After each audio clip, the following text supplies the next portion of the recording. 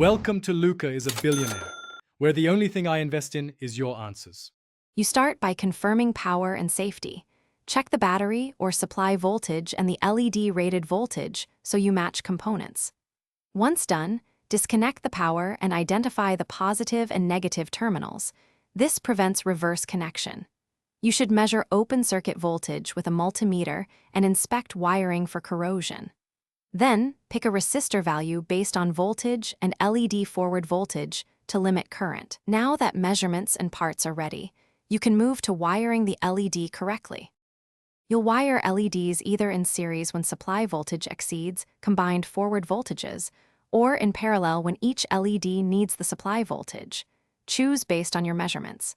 Then calculate the resistor using R equals supply minus LED forward voltage divided by desired current. For many indicator LEDs, you use 20 ohm or less. After calculating, solder the resistor in line with the LED's positive lead. Make clean joins and insulate with heat shrink.